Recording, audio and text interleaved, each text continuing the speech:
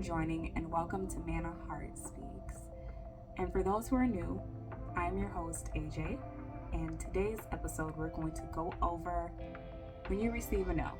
When it seems like all doors are shut to you, no matter how hard you pray, how much effort you put into it, no matter what you do, no matter which avenue you go down, it's a no, no, no, no, no.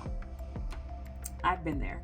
So take this as a word of encouragement, and hopefully it will encourage you while you go through this process. I'm currently going through it myself in another situation, but I'll give you an example of when I was brought out of it. I was in a toxic work environment, working at the bank, and I wanted desperately, is the best description I can give, desperately to leave that position. I tried to apply for another branch and got denied because they hired someone else who was internal for the promotion. Although my numbers were good, got passed up. And that happened 3 times with other branches. I tried applying to a different state, is how desperate I got. I was like, maybe I should just leave the state. I tried applying for different positions, and no matter what I did, I got that same response. Thank you for your interest. We are moving forward with another candidate. And as you can tell, I memorized it because that's how many rejections I did receive. And I was very discouraged because I was prayerful about it. I said, Lord, I am coming home crying sometimes because of how frustrated I feel and how mean this lady is, if I'm real. And I'm not someone who wants to be confrontational. I can be, as I'm sure everyone can be, but I don't want to go back and forth. I just want to do my job and go home. And the fact that I was at some place that was just so awful, it wasn't a good time. It wasn't a pleasant time, but I just kept going. I still did my job to the best of my ability, but all doors were shut. And you're seeking your Heavenly Father. You're like, God, please, you see my situation. I don't want to be here anymore. I don't want to be here anymore. And what was even more discouraging in a sense, I didn't want to be in that position, in that branch, in that location anymore. The people around me, the bankers around me, the tellers around me were like, why are you still here? Because I had recently graduated from college and I had a degree in information systems. And it kind of hurt my feelings in a sense because I'm like, I know I don't want to be here, but the fact that you guys are saying, why are you still here? And they were saying it from a point and perspective of, you have a degree, why are you still here? Go apply for something else. And I just was so focused on, well, I just want to apply for something in the branch because it's not like I dislike my job, it's just I dislike the environment. I don't not enjoy what I'm doing, I just don't enjoy my surroundings. And the energy I'm getting and the people around me are making it unpleasant. They kind of say like your manager kind of sets the tone for how the team is, and it's true. So long story short, I decided, okay, Lord, I've tried to bulldoze my way through this. I've applied, I've remade my resume multiple times, I've sent in so many applications. I got some offers for jobs that are way under, and I'm like, I'm getting desperate, so I need to just stop. Lord, your word says be still and know that I'm God. I'm gonna be still. I'm gonna sit back and be still. So I stopped applying.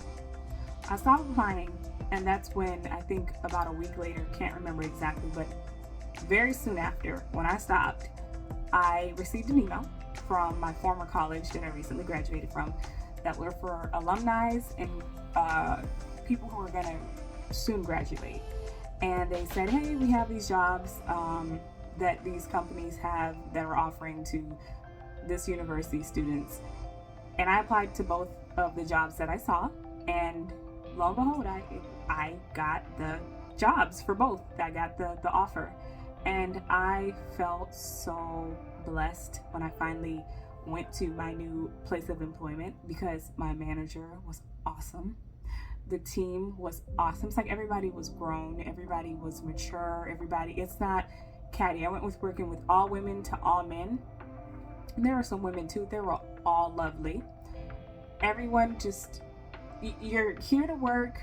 We're working as a team. There's nothing. It was just a beautiful transition, and I was more happy than I could imagine. The salary was double.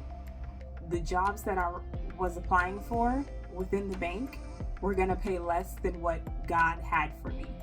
So when that door opened, God blessed me on top of blessed me on top of blessed me. And I have nothing but gratefulness that my Father looked out for me. I didn't see this for myself. I couldn't imagine this for myself. But God looked out for me in a way that I couldn't set up for myself. And just remember, when you are going through seasons of, I'm really trying to make this relationship work. Maybe if I just stay and I force it and I try and I do this, God has something better. Or maybe if, I had gotten that house, God has something better. Because you never know if the reason why the previous owner left is because your neighbors are toxic, or your neighbor is, a problem and would create issues for you. Or your HOA would be a problem. Or if you had bought that car, it would have broken down a few months later. You just don't know what God is protecting you from. But if you know the character of God, that He is truly, when we say our Father who cares, who is in heaven, who diligently looks after us, who takes care of us, who makes sure our back, front, side is protected, then you won't question in those times of waiting. I'm kind of talking to myself here. You won't question in those times of waiting that He's gotten your back, that He's gonna look out for you. So this is my encouragement to each and every one of you guys listening. First of all, thank you for listening. That no matter what your circumstances is, no matter how hard the situation is, no matter how desperate and you just want to scream into a pillow of how frustrated you feel, because it's like, why am I getting no? Why am I not getting this loan? Why can't my business work? Why am I not getting views on my channel? Whatever it is, trust that God has your best interest at heart, because when that door opens for you, it will be far more than you can imagine. And it starts off with you having faith, not in your ability to get it done, but faith that God will work it out for you, regardless of how long it may take. Keep in mind, we may see our situation now. We may see our problem now, like, I can't get a house now, or I can't get this now.